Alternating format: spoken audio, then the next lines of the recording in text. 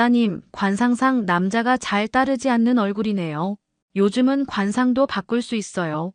성형으로 말이죠. 산속 작은 절에서 만난 스님의 충격적인 발언. 하지만 이것은 단순한 관상 이야기가 아니었습니다. 28세 김하은, 10번 넘는 소개팅에서 연달아 퇴짜를 맞은 그녀에게 어머니가 제안한 것은 절 방문이었죠. 마음의 평안을 찾으러 간 그곳에서 예상치 못한 제안을 받게 됩니다. 스님이 건넨 명함 한 장. 그 작은 종이 조각이 김하은의 삶을 송두리째 흔들어 놓았습니다. 하지만 그 뒤에 숨겨진 진실은 상상을 초월했죠. 외모 컴플렉스로 고민하는 현대인들에게 던지는 충격적인 메시지. 과연 진정한 아름다움이란 무엇일까요? 지금부터 펼쳐질 김하은의 실화는 당신의 상식을 완전히 뒤바꿀 것입니다. 1초밖에 걸리지 않는 구독과 좋아요 눌러주시면 이야기가 더 재미있으실 거예요. 그럼 지금부터 시작합니다. 저는 김하은이고 올해로 28이 됐습니다. 대학 졸업하고 서울에서 사무직으로 일한 지 벌써 3년째가 되었죠. 회사는 그럭저럭 괜찮은 편이에요. 동료들도 좋고 월급도 나쁘지 않고 딱히 불만은 없습니다. 하지만 문제는 다른 데 있어요. 바로 연애 말입니다. 소개팅을 10번도 넘게 했는데 한 번도 연락이 이어진 적이 없어요. 처음엔 남자들이 눈이 높은 건가 싶었는데 이제는 정말 내가 문제인 것 같다는 생각이 듭니다. 거울을 볼 때마다 내 얼굴이 그렇게 이상한가 싶어서 한참을 들여다보곤 해요. 평범하다고 생각했는데 아마 남들 눈에는 매력이 없나 봅니다. 엄마는 그런 나를 보며 늘 걱정스러운 표정을 지어요. 하은아, 너는 관상이 복이 없어 보인다. 엄마가 불공 많이 드릴게. 이런 말을 들을 때마다 기분이 묘해집니다. 내가 정말 그렇게 복 없어 보이는 얼굴인가 싶어서요. 엄마는 원래 절에 다니시는 분이라 이런 말씀을 자주 하시는데 처음엔 그냥 엄마 잔소리려니 했어요. 하지만 소개팅이 계속 실패하다 보니까 엄마 말이 맞는 건 아닌가 하는 생각이 들기 시작했습니다. 회사에서도 동기들은 하나둘씩 연애하고 결혼 준비하는데 저만 혼자 남은 것 같아요. 점심시간에 동료들이 남자친구 이야기할 때면 괜히 어색해서 화장실에 가거나 핸드폰만 만지작거리죠. 이런 상황이 반복되다 보니까 점점 위축되는 것 같습니다. 예전엔 그래도 자신감이 있었는데 이제는 남자와 눈만 마주쳐도 얼굴이 빨개져요. 특히 지난주 소개팅은 정말 충격적이었어요. 상대방이 커피 한 모금 마시더니 갑자기 화장실에 간다고 하고는 그대로 사라져버렸거든요. 문자 한 통 없이 말이에요. 그때 정말 바닥까지 떨어진 기분이었습니다. 집에 와서 거울을 보며 한참을 울었어요. 내가 그렇게 못났나 싶어서요. 혹시 내가 정말 매력 없는 여자인 건 아닌가 하는 생각에 밤마다 잠을 설치기도 합니다. 그날은 토요일이었어요. 평소처럼 늦잠을 자고 있는데 엄마가 전화를 걸어왔습니다. 하은아, 오늘 엄마랑 절에 가자. 요즘 너 때문에 마음이 너무 아프다. 엄마 목소리에 진짜 걱정이 묻어 있었어요. 거절하기가 어려웠습니다. 엄마, 저 절 별로 안 좋아해요. 그래도 한 번만 가보자. 엄마가 다니는 절인데 정말 좋은 곳이야. 공기도 맑고 스님들도 좋으시고 결국 엄마 성화에 못 이겨서 따라 나섰습니다. 지하철을 2번이나 갈아타고 버스까지 타니까 정말 멀더라고요. 도시를 벗어나 산으로 들어가는 길이었는데 창밖 풍경이 점점 푸르러지니까 기분이 조금씩 나아지는 것 같았어요. 여기가 어디예요? 경기도 어디인지 정확히는 모르겠지만 엄마가 20년 넘게 다닌 절이야. 처음엔 너희 아빠랑 같이 왔는데 지금은 혼자 와도 마음이 편해진다. 버스에서 내려서 산길을 한 20분 정도 걸어 올라가야 했습니다. 엄마는 익숙한지 성큼성큼 앞서 걸어가시고 나는 뒤따라가며 숨을 헐떡였어요. 평소에 운동을 안 해서 그런지 금세 다리가 아파왔습니다. 하지만 산속 공기는 정말 맑았어요. 서울의 매연과는 완전히 다른 느낌이었죠. 엄마, 정말 멀어요. 왜 이렇게 깊숙한 곳에 절이 있어요? 그래야 마음이 정화되지. 도시에서는 절 다녀도 소용없어. 여기 와야 진짜 부처님을 만날 수 있다니까. 길가에는 이름 모를 들꽃들이 피어 있었고 새소리도 맑게 들렸습니다. 걷기만 해도 마음이 차분해지는 느낌이었어요. 평소에는 맨날 스마트폰만 보고 지냈는데 여기서는 자연스럽게 주변을 둘러보게 되더라고요. 드디어 절 입구가 보였습니다.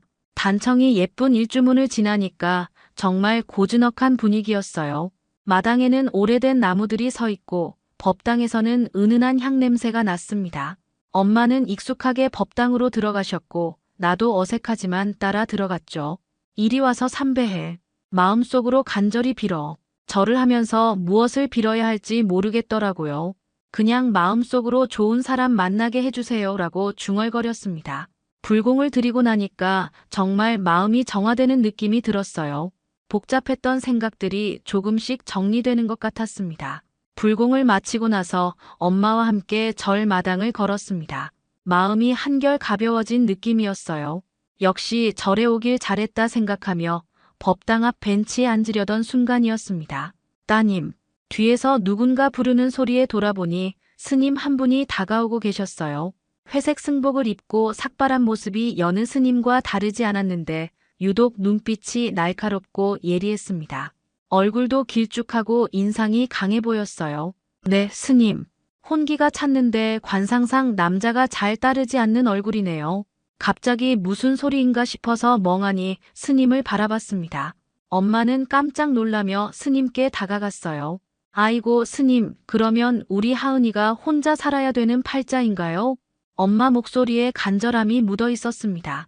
평소에도 내 결혼 문제로 고민이 많으셨는데 스님까지 이런 말씀을 하시니까 더욱 불안해하시는 게 보였어요. 스님은 나를 찬찬히 훑어보더니 고개를 끄덕였습니다. 그럴 수도 있습니다. 눈꼬리가 처져 있고 턱선이 흐릿해서 남편 운이 약해 보입니다. 나는 당황스러웠어요. 처음 만난 스님이 갑자기 내 관상을 보더니 이런 이야기를 하니까 어이가 없었거든요. 하지만 엄마 앞에서 스님께 함부로 말할 수도 없고 그냥 어색하게 서 있을 수밖에 없었습니다. 하지만 요즘은 관상을 바꿀 수도 있어요. 네, 관상을 바꾼다고요? 엄마가 눈을 반짝이며 물어보셨어요. 스님은 확신에 찬 목소리로 말했습니다. 성형수술로 바꾼 사람들 중에 잘 사는 사람 많습니다. 얼굴 형태만 조금 바꿔도 운이 완전히 달라질 수 있어요. 나는 속으로 웃음이 났어요. 엄마가 날 이렇게 낳았는데 내가 어쩌라고요? 하지만 엄마는 이미 스님 말에 완전히 빠져 있는 것 같았습니다. 눈빛이 살아나면서 스님께 더 자세한 이야기를 듣고 싶어 하시는 게 보였어요. 구체적으로 어떤 부분을 고쳐야 할까요? 눈꼬리를 살짝 올리고 턱선을 정리하면 됩니다. 그러면 남편 운이 확실히 좋아질 거예요. 스님은 잠시 멈춘 뒤 주머니에서 명함을 꺼내 건네주었습니다. 제가 아는 곳인데 관상 전문으로 하는 성형외과가 있어요. 가보시면 도움이 될 겁니다. 명함을 받아보니 서울 강남의 모 성형외과였어요. 관상 개선 클리닉이라는 이름이 적혀 있었습니다. 뭔가 이상했어요. 스님이 왜 성형외과 명함을 가지고 다니는지 의아했거든요. 집에 돌아와서도 엄마는 스님이 준 명함을 계속 들여다보셨어요. 저녁 먹으면서도 텔레비전 보면서도 명함을 만지작거리시더라고요. 나는 그런 엄마가 걱정스러웠습니다. 엄마, 설마 진짜 성형외과에 갈 생각이세요? 하은아, 스님이 말씀하신 거잖아. 그냥 상담이라도 받아보자. 엄마, 그냥 제가 노력해 볼게요. 성형수술까지 할 필요는 없을 것 같은데. 하지만 엄마 마음은 이미 기울어져 있었습니다. 다음 날 월요일 회사에서 일하고 있는데 엄마가 전화를 걸어왔어요. 하은아, 병원에 예약했다. 이번 주 토요일에 가자. 엄마, 저 정말 괜찮아요. 굳이 그러지 마세요. 상담만 받아보자는 거야.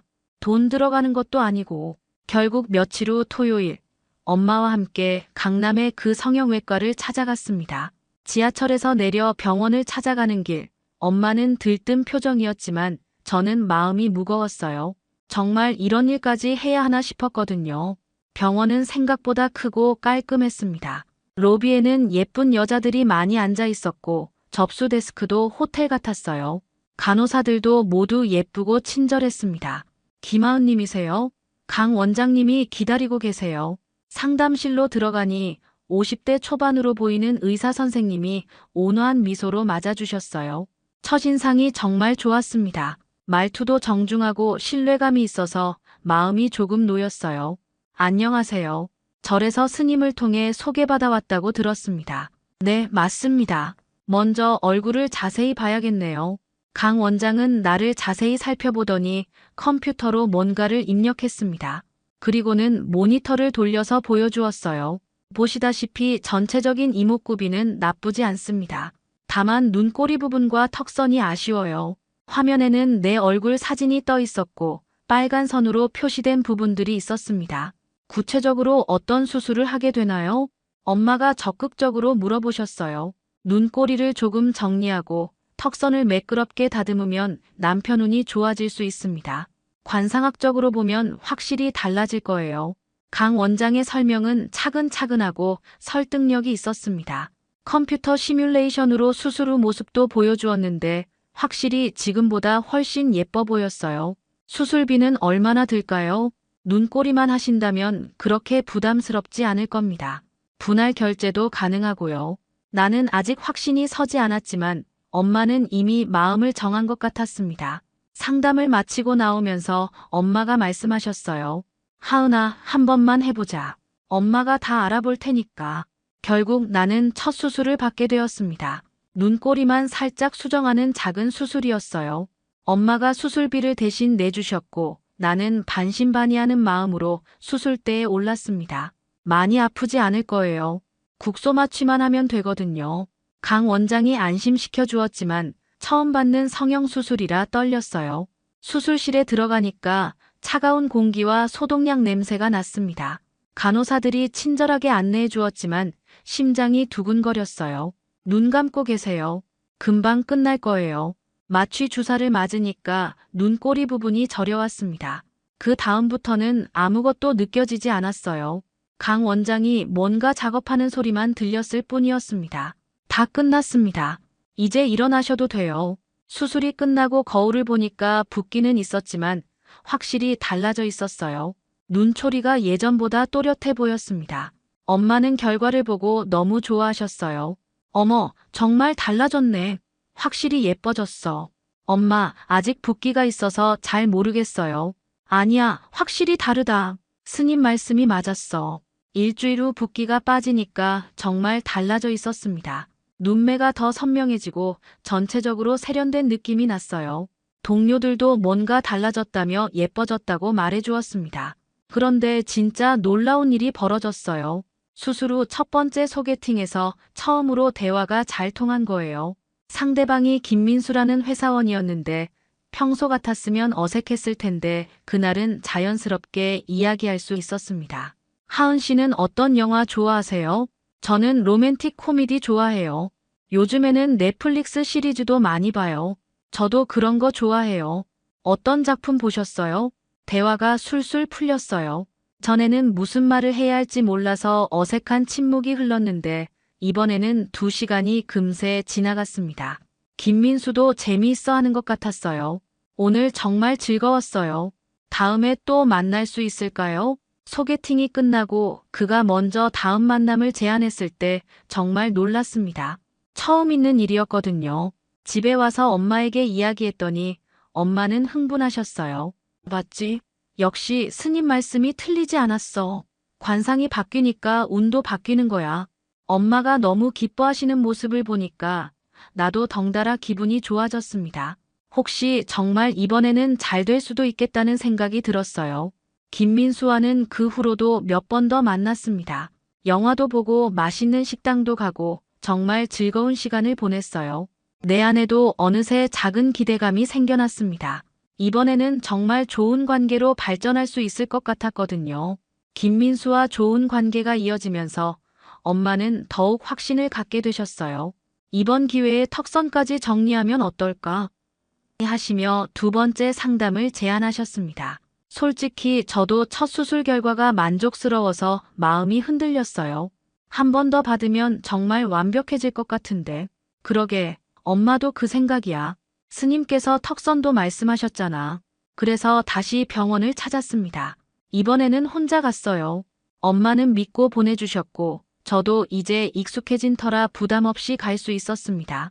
병원에 도착해서 접수를 마치고 대기실에 앉아 있었어요.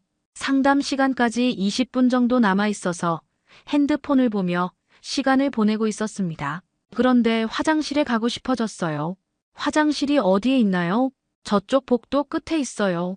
간호사가 가리킨 방향으로 걸어가는데 복도 중간에 직원 전용 출입구가 있었습니다. 문이 살짝 열려 있어서 안이 보였어요. 그냥 지나치려다가 갑자기 익숙한 목소리가 들렸습니다. 오늘 새로운 환자 어때? 관상 상담받으러 온다던데.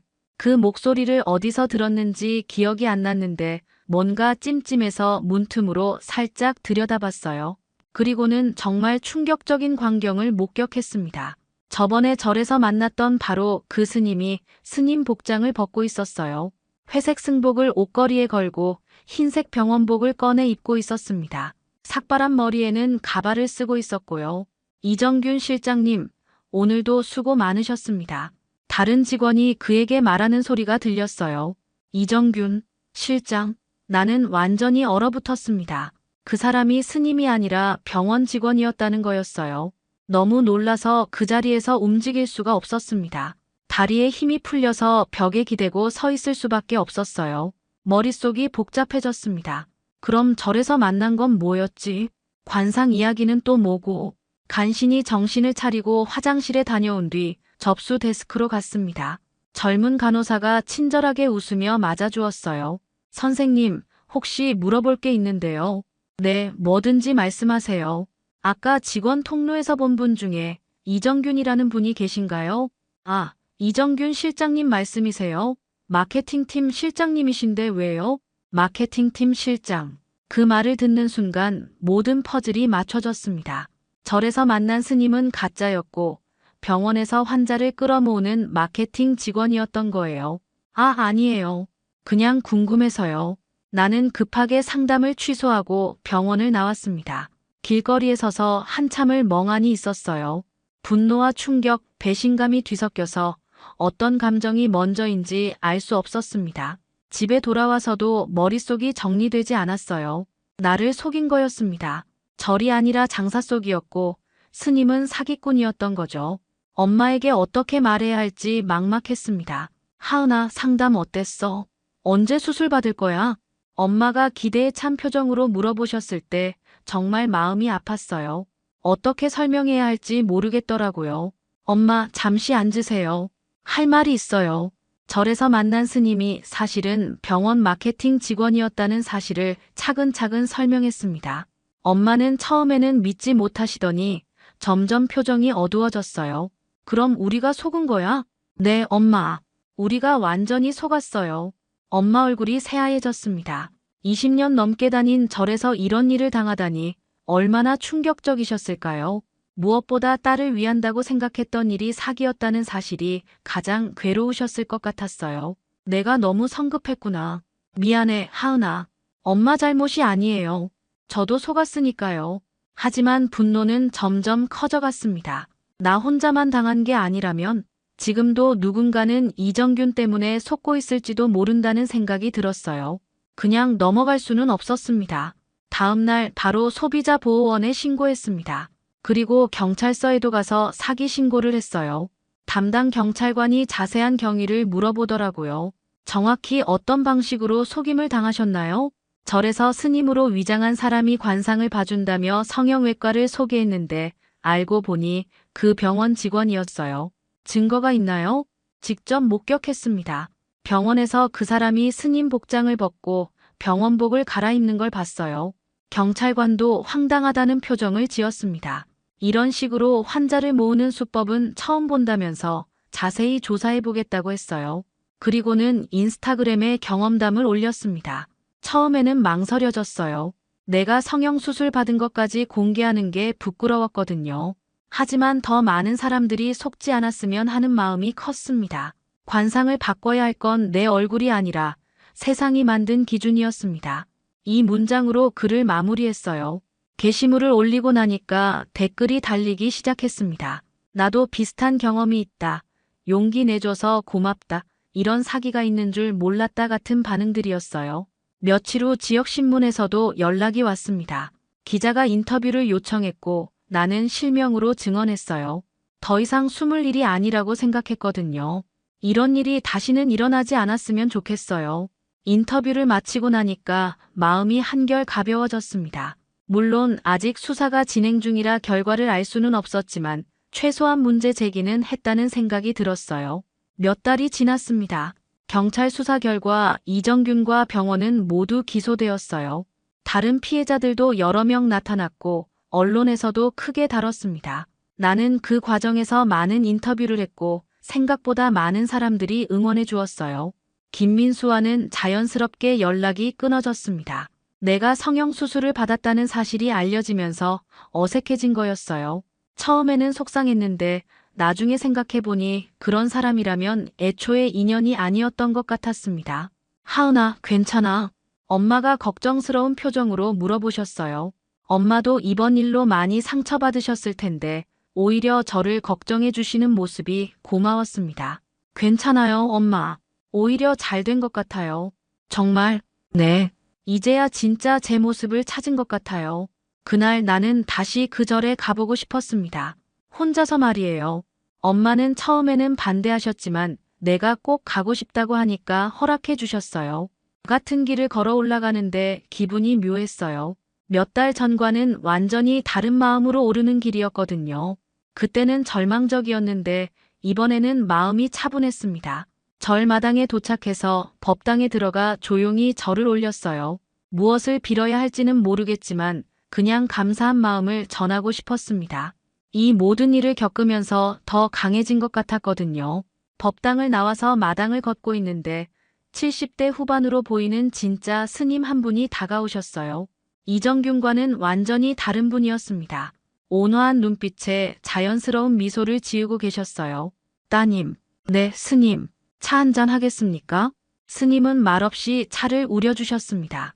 따뜻한 차를 마시며 산 아래 풍경을 바라보니까 마음이 평온해졌어요. 스님도 아무 말씀 안 하시고 조용히 차를 드시고 계셨습니다. 한참을 그렇게 앉아 있다가 스님이 입을 여셨어요. 요즘 힘든 일이 있었나 봅니다. 네, 조금. 그래도 잘 견뎌내신 것 같네요. 스님은 내 얼굴을 차분히 바라보시더니 단 한마디만 말씀하셨습니다. 있는 그대로의 얼굴이 복입니다. 그 말을 듣는 순간 가슴이 뭉클해졌어요. 그동안 내가 얼마나 잘못 생각하고 있었는지 깨달았습니다. 남들의 시선에 맞추려고 노력하고 외모를 바꿔서라도 인정받으려고 했던 내 자신이 안쓰러웠어요. 감사합니다, 스님.